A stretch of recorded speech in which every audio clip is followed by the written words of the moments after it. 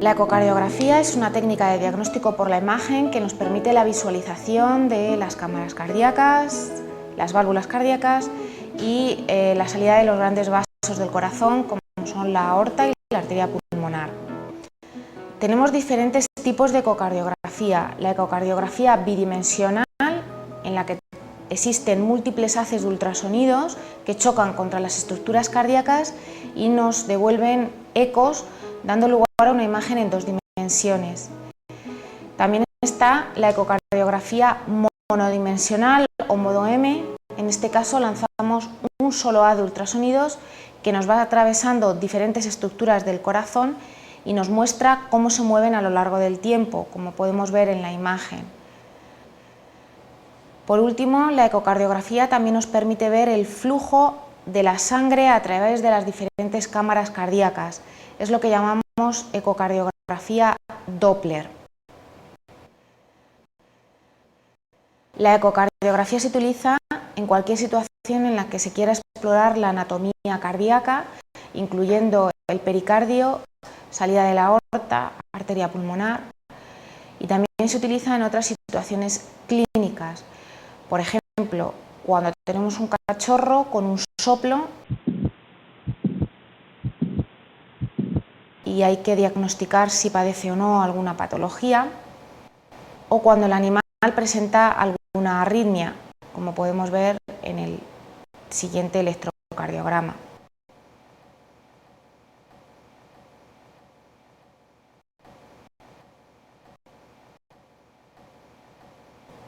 También es muy útil cuando tenemos cardiomegalias en imágenes radiográficas y debemos comprobar a qué se debe la presencia de esa dilatación cardíaca. Otras situaciones que requieren el uso de la ecocardiografía son aquellos animales positivos a dirofilarias, en los que hay que comprobar la existencia de filarias adultas, y también en aquellos animales que se someten a un tratamiento quimioterápico.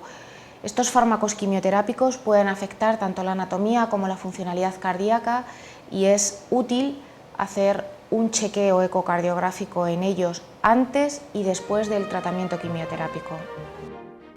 Tanto la terminología como los cortes están estandarizados en el perro y en el gato, de manera que todos los estudios ecocardiográficos tienen que seguir las mismas normas. Es la única forma de que se puedan comparar mediciones con mediciones consideradas como normales para la especie y raza que estamos explorando. Este es un corte longitudinal de 4 cámaras. Corte longitudinal de 5 cámaras. Corte transversal a nivel de los músculos papilares del corazón. Corte transversal a nivel de la válvula mitral. Corte transversal en la base del corazón. Corte transversal en la base del corazón. Para la realización de una ecocardiografía necesitamos un ecógrafo y actualmente es necesario que disponga de Doppler, técnica Doppler color y espectral. Las ondas ecocardiográficas necesarias para realizar una ecocardiografía deben de tener una frecuencia adaptada al tamaño de cada uno de los pacientes y deben tener una superficie de contacto lo suficientemente pequeña para que nos permita la visualización de todo el corazón. Para la realización de una ecocardiografía es útil una mesa accesoria que nos permita elevar al paciente, tumbarlo en decúbito lateral para poder hacer los cortes desde abajo del animal. Empezaremos haciendo los cortes desde el lado derecho del animal. Para eso colocamos el animal en decúbito lateral derecho con la zona de localización del corazón entre el orificio de la mesa accesoria. Para la realización de un estudio ecocardiográfico es necesario rasurar el pelo de la zona de interés, igual que en otros estudios ecográficos. En el caso de la ecocardiografía, además, es muy útil la obtención de un registro electrocardiográfico de forma concomitante a las imágenes ecográficas. Colocamos gel en la sonda, al igual que en cualquier estudio ecográfico, para facilitar el paso de los ultrasonidos. La utilidad de hacer una ecocardiografía con el animal en decúbito lateral y sobre una mesa elevada es que en esta situación el corazón bascula hacia abajo, de manera que la distancia entre el transductor y el corazón es menor. Además, el pulmón de alrededor del corazón se colapsa parcialmente, disminuyendo la cantidad de gas y, por tanto, favoreciendo el paso de los ultrasonidos.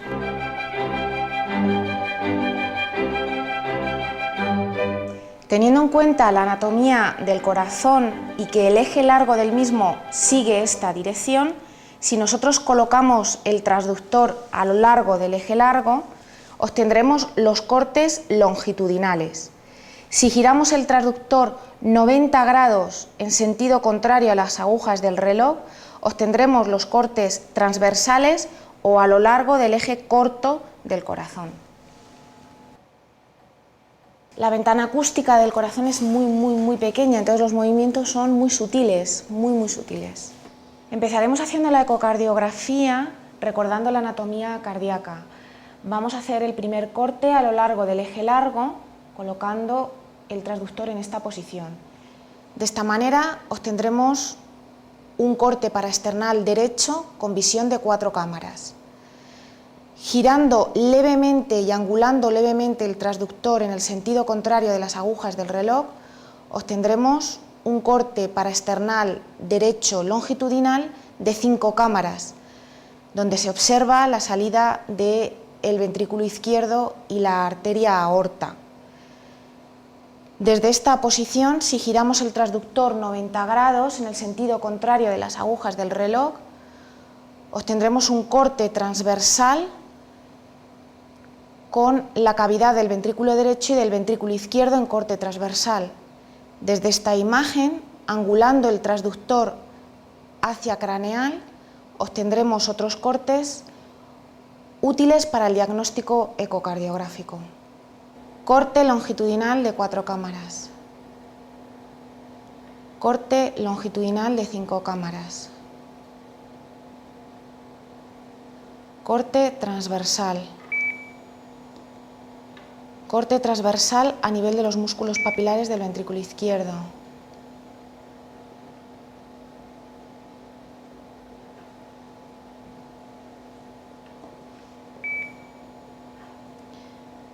Corte transversal a nivel de la válvula mitral.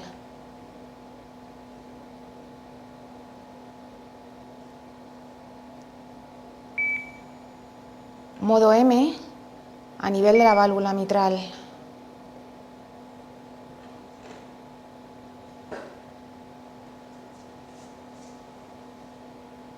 Corte transversal en la base.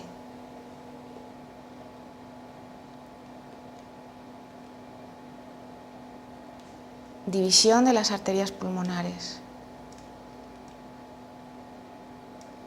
Recordando la anatomía del corazón y colocando el transductor siguiendo el eje largo del mismo, obtendremos los cortes longitudinales. Estamos viendo ahora mismo un corte longitudinal desde el lado derecho de 4 cámaras. El primer corte ecocardiográfico básico es el corte longitudinal paraesternal derecho de 4 cámaras. En este corte, por convenio, los ventrículos los encontramos en el lado izquierdo de la imagen, las aurículas en el lado derecho. En la porción dorsal y más pegado al transductor encontramos la luz de la aurícula derecha, la válvula tricúspide, la luz del ventrículo derecho. Recordemos que en ecografía las cavidades llenas de líquido se ven anecogénicas, mientras que las paredes se ven en diferentes tonos de gris, de manera que posteriormente vamos a encontrar el septo interventricular, la luz del ventrículo izquierdo, la luz de la aurícula izquierda, la válvula mitral, la pared libre del ventrículo izquierdo y, por último, la interfase epicardio-pericardio en un tono mucho más hiperecogénico. Este corte longitudinal paraesternal derecho de 4 cámaras nos es útil para evaluar la anatomía cardíaca, el tamaño aproximado de cada una de las cámaras cardíacas, así como el grosor del septo interventricular y pared libre del ventrículo izquierdo. También es útil para evaluar la anatomía de la válvula tricúspide y de la válvula mitral.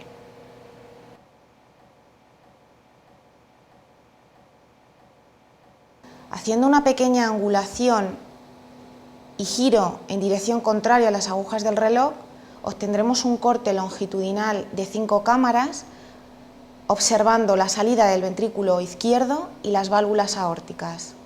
En este caso vamos a observar la luz de la aurícula derecha, la válvula tricúspide, la luz del ventrículo derecho, el septo interventricular, la luz del ventrículo izquierdo, el tracto de salida del ventrículo izquierdo con el inicio de la aorta y la luz de la aurícula izquierda a este nivel. Y ahora lo vemos en movimiento, ¿vale?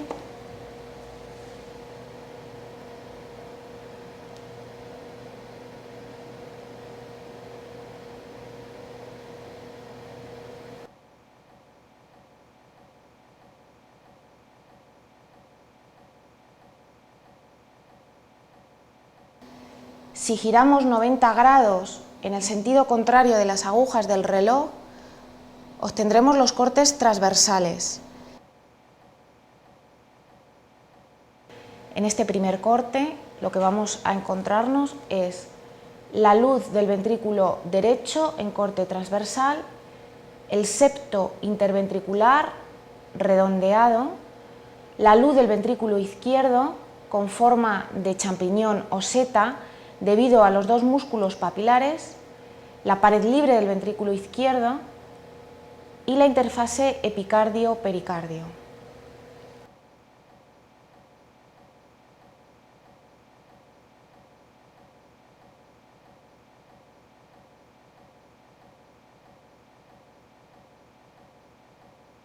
A partir del corte transversal a nivel de los músculos papilares debemos hacer un modo M, es decir, lanzamos un solo haz de ultrasonidos que van atravesando las diferentes estructuras cardíacas y nos las muestran a lo largo del tiempo. Este corte es fundamental para evaluar las dimensiones de la cavidad del ventrículo derecho y del ventrículo izquierdo, así como el grosor del septo interventricular y pared libre del ventrículo izquierdo. Cuando procedemos a tomar las mediciones, estas deben partir desde la cara endocárdica del ventrículo derecho hasta la porción endocárdica ventricular derecha del septo para determinar la dimensión del ventrículo derecho. Mediremos el grosor del septo interventricular en diástole, también las dimensiones del ventrículo izquierdo en diástole y el grosor de la pared libre del ventrículo izquierdo en diástole. Haremos las mismas mediciones en la fase sistólica del ciclo cardíaco.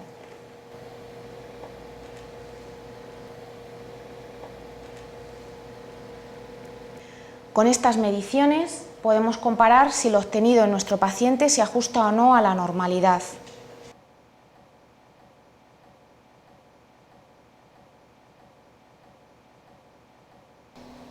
Desde este primer corte transversal con los músculos papilares del ventrículo izquierdo, podemos seguir angulando el transductor hacia craneal para obtener los siguientes cortes útiles en el diagnóstico ecocardiográfico. El siguiente corte transversal que debemos hacer es un corte transversal a nivel de la válvula mitral. En este corte podemos ver la luz del ventrículo derecho, el septo interventricular, la luz del ventrículo izquierdo, en este caso ya redondeada, y en medio de la luz del ventrículo izquierdo veremos la válvula mitral abriendo y cerrándose.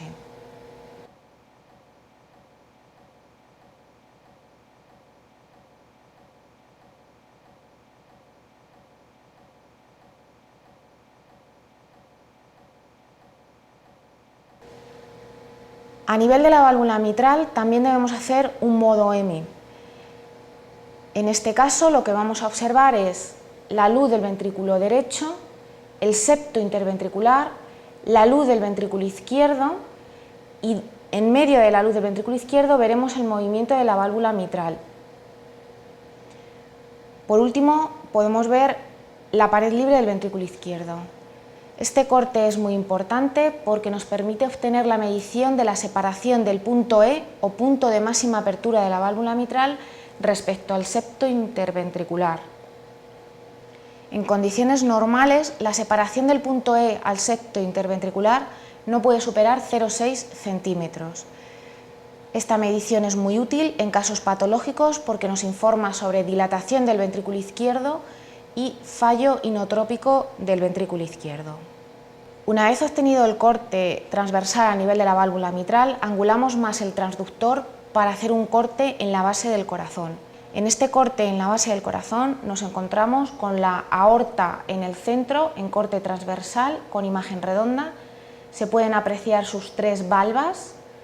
Encontramos en la porción más ventral la aurícula izquierda, la aurícula derecha a este nivel, y esta imagen es el tracto de salida del ventrículo derecho, con la válvula pulmonar en el extremo más ventral.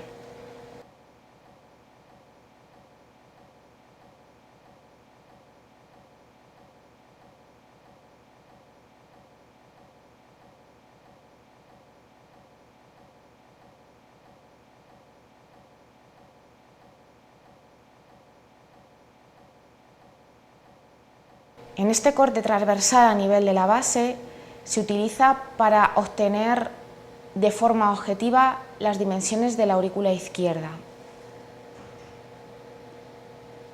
Para ello, lo que hacemos es medir la aorta y comparar el diámetro de la aorta con el diámetro de la aurícula izquierda.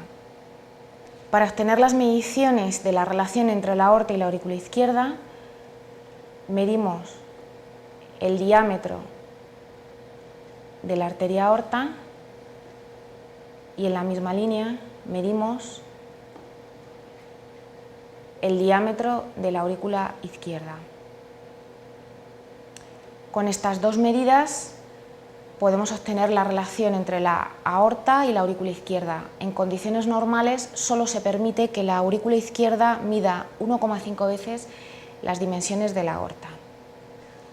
El corte transversal a nivel de la base del corazón también se utiliza para determinar la velocidad y la dirección del flujo a través de la válvula pulmonar.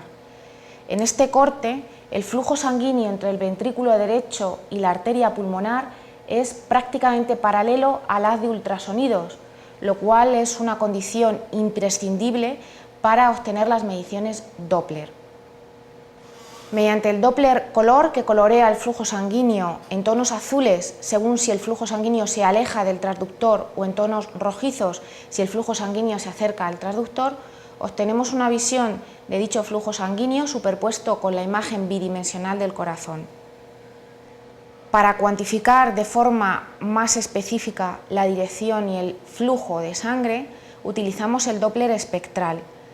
Con el Doppler espectral podemos determinar la velocidad exacta del flujo de sangre a través de las diferentes válvulas del corazón. En este caso estamos observando el Doppler espectral del flujo sanguíneo a través de la válvula pulmonar y podemos medir exactamente la velocidad del flujo a través de dicha válvula y la diferencia de presión entre el ventrículo derecho y la arteria pulmonar.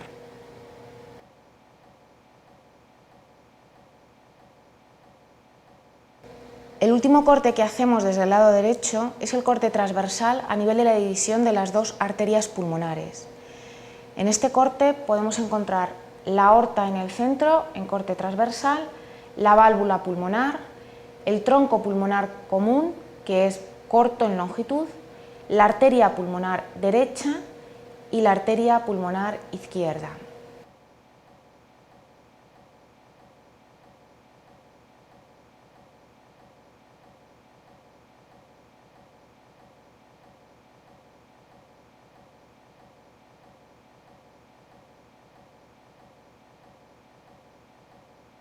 Este corte es especialmente importante en perros en los que se sospecha la existencia de filarias.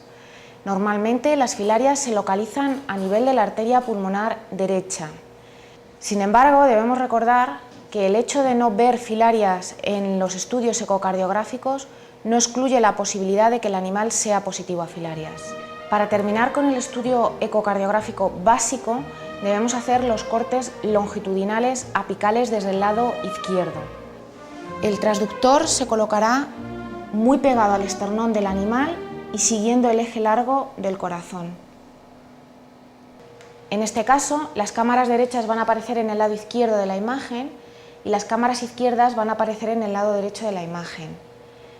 Los ventrículos van a estar en una situación dorsal de la imagen y las aurículas en la posición más ventral de la imagen. Podemos encontrar en este corte la luz de la aurícula derecha a este nivel, la válvula tricúspide, la luz del ventrículo derecho, la pared libre del ventrículo derecho, septo interventricular, la luz del ventrículo izquierdo, la válvula mitral, la luz de la aurícula izquierda. Este corte es fundamental para el estudio Doppler del flujo sanguíneo a través de la válvula mitral, a través de la válvula tricúspide, y con una pequeña variación y en el corte de 5 cámaras podemos obtener el estudio Doppler a través de la válvula aorta. Para el estudio del flujo sanguíneo a través de la válvula tricúspide ponemos la caja de Doppler color entre la aurícula y ventrículo derecho. Observaremos un flujo fundamentalmente en tonos rojizos si el flujo a través de la válvula tricúspide es normal y no hay regurgitación. Para cuantificar de forma objetiva el flujo tricúspide utilizaremos el Doppler espectral colocando la ventana de exploración en el borde de las válvulas tricúspides.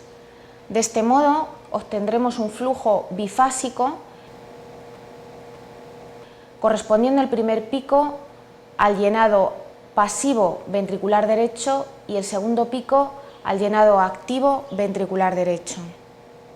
Normalmente el flujo pasivo es más alto que el flujo activo, ¿vale? Y en este perro están al revés, o sea, puede ser un cambio por la edad, puede ser un cambio patológico.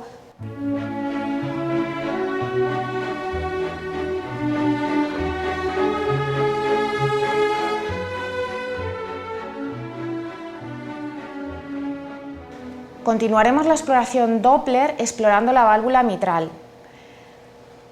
Observamos que el flujo a través de la válvula mitral en condiciones normales es fundamentalmente en tonos rojizos, puesto que no hay regurgitación ni problemas en el llenado ventricular. Para cuantificar de forma objetiva la velocidad de flujo a través de la válvula mitral utilizaremos el Doppler espectral. Colocaremos la ventana de muestra al final del borde de la válvula mitral. De esta manera obtendremos dos picos que se corresponden con el llenado pasivo ventricular izquierdo y con el llenado activo ventricular izquierdo. En condiciones normales, el pico de llenado pasivo es mayor que el segundo pico que se corresponde con el llenado activo ventricular izquierdo.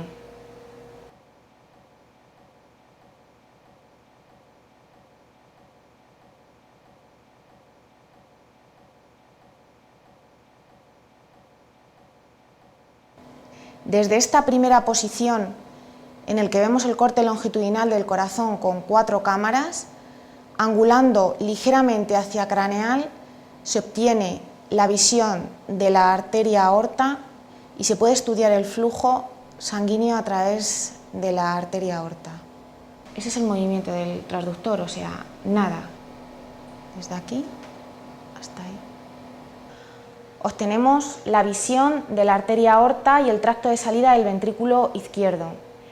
En este corte podemos evaluar el flujo a través de la arteria aorta, que en condiciones normales predominantemente tiene que ser en tonos azules, puesto que el flujo se aleja del transductor.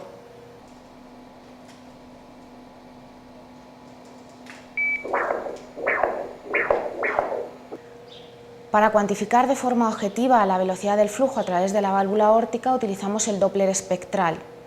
Obtendremos así un gráfico negativo, puesto que la sangre se aleja del transductor, y podemos determinar de forma objetiva el pico de velocidad de la sangre a través de la válvula aórtica y la diferencia de presión entre el ventrículo izquierdo y la arteria aorta.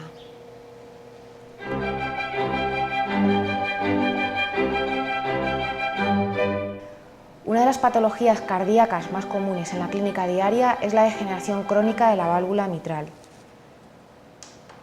En las ecocardiografías vamos a ver un engrosamiento de la válvula mitral evidente, como el que vemos en este corte longitudinal de 4 cámaras desde el lado derecho, donde podemos observar la aurícula derecha, ventrículo derecho, ventrículo izquierdo y aurícula izquierda.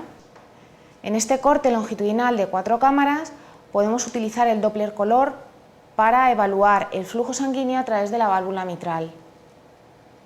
Y en caso de querer medir el jet de regurgitación, ¿podríamos utilizar el Doppler espectral? Este no es el corte ideal para medir de forma objetiva el flujo a través de la válvula mitral, porque la dirección del flujo no es paralela a la de ultrasonidos, es prácticamente perpendicular, de manera que cometeríamos mucho error. En los casos de degeneración crónica de la válvula mitral debemos medir la dimensión de la aurícula izquierda. Para eso utilizamos el corte transversal a nivel de la base y comparamos la longitud de la aurícula izquierda con las dimensiones de la aorta. Como vemos en esta imagen, la relación aorta-aurícula izquierda no guarda la relación normal de 1,5 veces el tamaño de la aurícula izquierda respecto a la aorta. En los animales con degeneración crónica de la válvula mitral suele mantener la capacidad contráctil del miocardio ventricular izquierdo mantenida hasta muy avanzada la patología. De manera que cuando tomamos las mediciones de las dimensiones internas ventriculares izquierdas, estas suelen estar dentro de los límites de la normalidad. Y respecto a la fracción de acortamiento, ¿cuáles son los márgenes normales? La fracción de acortamiento es la relación entre las dimensiones diastólicas ventriculares izquierdas y sistólicas del ventrículo izquierdo. Y lo normal es que la fracción de acortamiento esté por encima del 30%. Tenemos que tener en cuenta que hay algunos autores que en específicas razas o en determinadas razas, en concreto en el Doberman, la fracción de acortamiento normal puede ser del 20%. Siguiendo con el estudio ecocardiográfico rutinario, debemos hacer un corte transversal a nivel de la válvula mitral para determinar la separación entre el punto E o punto de máxima apertura de la válvula mitral respecto al septo. Debemos recordar que esa distancia no puede ser superior a 0,6 centímetros. Aquí estamos viendo un vídeo en movimiento de un paciente con una degeneración crónica de la válvula mitral, donde es muy evidente el engrosamiento de las válvulas mitrales y la dilatación de la aurícula izquierda. Se puede apreciar prácticamente el orificio regurgitante. En este otro vídeo vemos la comparativa entre el corte de 4 cámaras sin Doppler y el corte con Doppler para ver el jet de regurgitación mitral desde el ventrículo izquierdo a la aurícula izquierda. Otra patología adquirida común en los perros es la cardiomiopatía dilatada. En este caso el problema no lo tenemos en el endocardio, en las válvulas, sino que el problema asienta en el miocardio ventricular, fundamentalmente del ventrículo izquierdo. Este es un corte longitudinal de 4 cámaras de un animal con cardiomiopatía dilatada. Obsérvese la falta de movimiento del miocardio ventricular izquierdo. En la patología, en la cardiomiopatía dilatada, generalmente se produce una dilatación del ventrículo izquierdo y como consecuencia una regurgitación por dilatación del anillo mitral. Entonces, ¿cómo podemos diferenciarlo de una regurgitación mitral por degeneración crónica de la válvula mitral? Hay varios factores que te ayudan a diferenciar una patología, una degeneración crónica de la válvula mitral de una cardiomiopatía dilatada. Estamos hablando de factores raciales, hay razas más predispuestas a la cardiomiopatía dilatada, sobre todo son razas grandes o gigantes, mientras que las valvulopatías las vemos en razas pequeñas.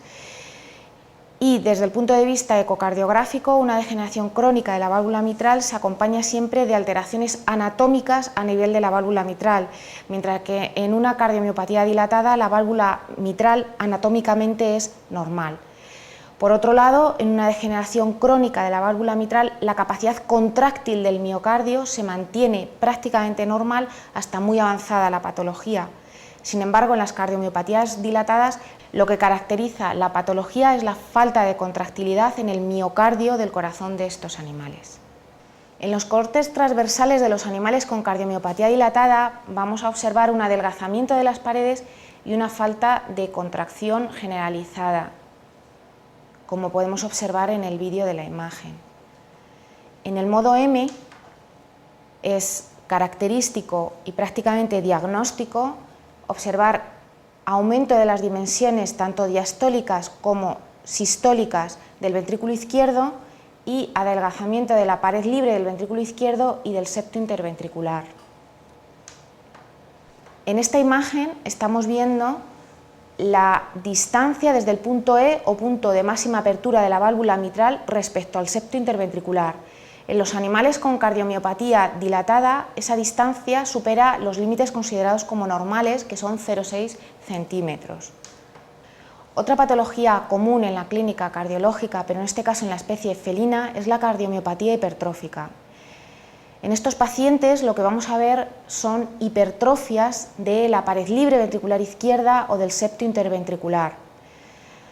Como consecuencia del aumento de presión en el ventrículo izquierdo y del movimiento sistólico anterior de la válvula mitral, podemos encontrar dilataciones de la aurícula izquierda, como podemos ver en el siguiente vídeo.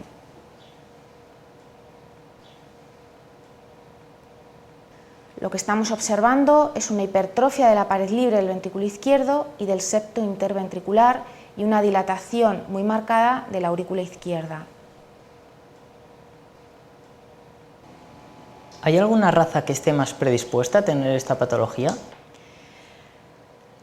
Hay razas en las que se ha demostrado una predisposición genética, un origen genético de la patología, como en el Maine Coon, pero la mayor parte de los gatos que vemos en la consulta son común europeo y se diagnostica en el común europeo de forma rutinaria.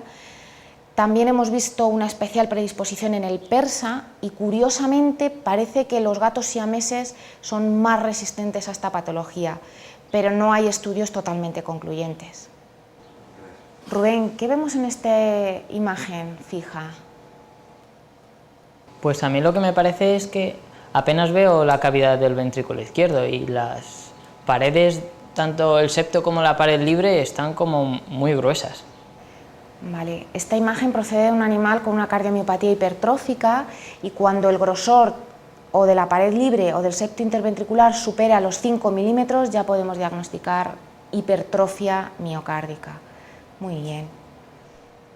Los animales con cardiomiopatía hipertrófica, como apenas tienen cavidad ventricular izquierda, la presión dentro del ventrículo izquierdo es muy marcada, van a presentar insuficiencia mitral y también vamos a observar una estenosis dinámica en la salida de la aorta y, como podemos observar en este vídeo, vemos también turbulencias en el flujo a través de la arteria aorta. ¿Me podrías explicar cómo podemos ver esas turbulencias en la ecografía? Como vemos en el Doppler color, no hay un color claro azulado, que es lo que esperaríamos ver en el tracto de salida del ventrículo izquierdo, sino que se mezclan los colores.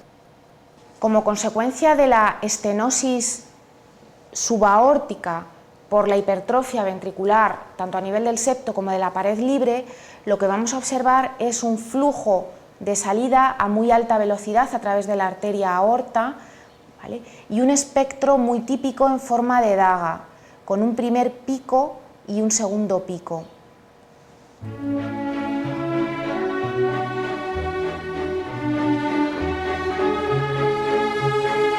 Rubén, este es el flujo a través de la válvula mitral.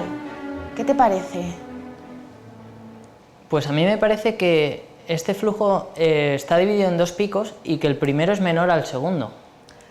A través de la válvula mitral siempre tenemos que ver dos picos que se corresponden con el llenado pasivo y el llenado activo del ventrículo izquierdo. Pero, como hemos dicho, en condiciones normales el llenado pasivo, que es el primer pico, tendría que ser superior al llenado activo. En los gatos o en los animales con cardiomiopatía hipertrófica hay una disminución de la relajación ventricular y vemos una reversión del pico a través de la válvula mitral. Una patología fácil de diagnosticar es la presencia de derrame pericárdico. ¿Qué estamos viendo en este vídeo? Pues la imagen del corazón me parece más o menos normal, pero además veo otras cavidades anecogénicas alrededor del mismo. Lo que estamos viendo es una banda anecogénica que rodea el corazón, indicativa de presencia de líquido entre el pericardio parietal y el pericardio visceral. Esto es diagnóstico de un derrame pericárdico. La mayor parte de los derrames pericárdicos en los perros y en los gatos suelen ser secundarios a la presencia de tumores. ¿Qué estamos viendo en esta imagen? Además de ser un corte longitudinal de 4 cámaras, Rubén. Pues yo lo que más me llama la atención es que entre la aurícula derecha y la aurícula izquierda veo una imagen como con efecto masa. Efectivamente, lo que estamos viendo es una imagen de efecto masa con ecogenicidad mixta entre la aurícula izquierda, la aurícula derecha y la aorta, que estaría en otro corte posterior. Esta imagen es compatible con un quemodectoma. ¿Cuáles son los tumores más comunes de presentación en el corazón? Los tumores intracardíacos más comunes son los quemodectomas, que suelen aparecer cercanos a la raíz de la aorta, como vemos en este ejemplo, y los hemangiosarcomas de aurícula derecha, ya sean primarios o metástasis de un hemangiosarcoma de bazo. Este es otro vídeo de un paciente con un derrame pericárdico masivo, en el que también observamos signos de taponamiento cardíaco por colapso de la aurícula y del ventrículo derecho. ¿Con estos signos a qué te refieres? Nos referimos a que cuando hay un aumento de la presión sobre el corazón por presencia de líquido, la pared de la aurícula derecha y la pared del ventrículo derecho se introducen hacia la luz del ventrículo derecho y de la aurícula derecha, impidiendo el correcto llenado de estas cámaras ventriculares y auriculares derechas. Cardiopatías congénitas hay múltiples descritas en la bibliografía. Vamos a pasar a exponer algunos casos más comunes que vemos en la clínica diaria. Rubén, ¿qué te parece lo más llamativo en este corte longitudinal de 5 cámaras desde el lado derecho?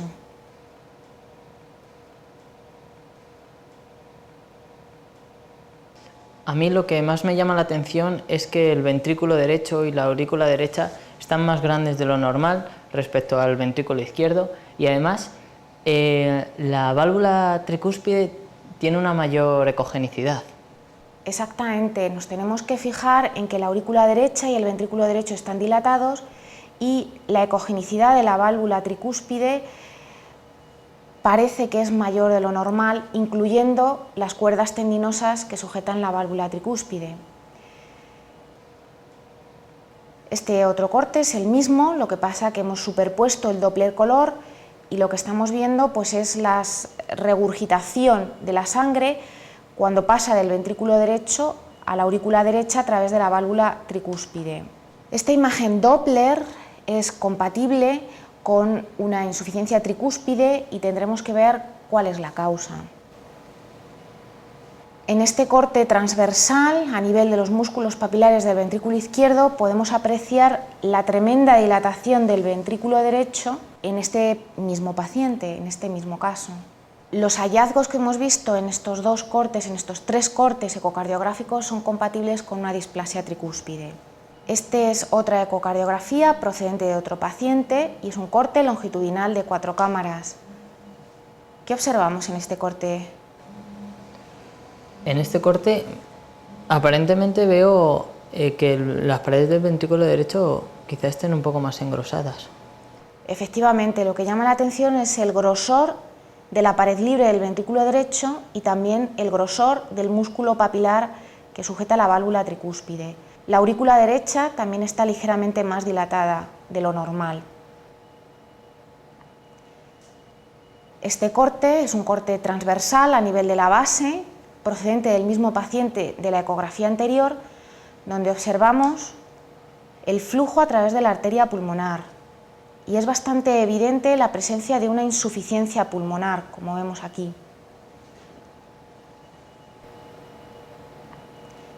Mediante el Doppler espectral cuantificamos exactamente la velocidad del flujo a través de la arteria pulmonar.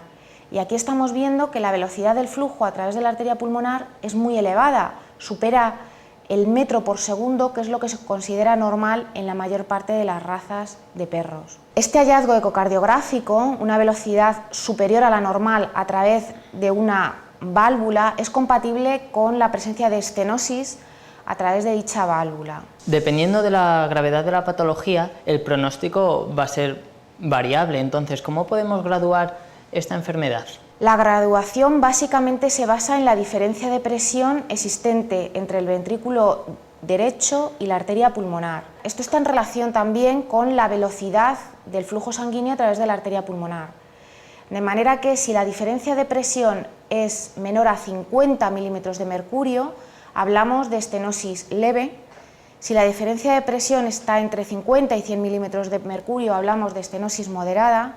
Y si la diferencia de presión, como en este caso, supera los 100 milímetros de mercurio, hablamos de estenosis grave. En esta imagen lo que más me llama la atención es que posterior a la válvula aórtica, la aorta parece que se dilata. Efectivamente, este es un corte longitudinal de 5 cámaras donde podemos observar la luz de la aurícula derecha, ventrículo derecho, septo interventricular, luz del ventrículo izquierdo, luz de aurícula izquierda y la salida de la aorta. Como tú bien has comentado, justo después de la válvula aórtica hay una dilatación de la arteria aorta. ¿Y por qué sucede esto? Normalmente vemos dilataciones aórticas cuando previamente hay una estenosis aórtica. Lo tendremos que confirmar con otros cortes ecocardiográficos en los que pongamos de manifiesto el flujo a través de la arteria aorta. Es en esta imagen donde podemos medir de forma clara la velocidad de flujo a través de la válvula aórtica y observamos que de nuevo supera el límite considerado como normal para la especie, que es de alrededor 1,5 metros por segundo. De manera que la diferencia de presión entre el ventrículo izquierdo y la aorta es de 120 milímetros de mercurio. De nuevo estamos ante una estenosis aórtica grave porque la diferencia de presión supera los 100 milímetros de mercurio.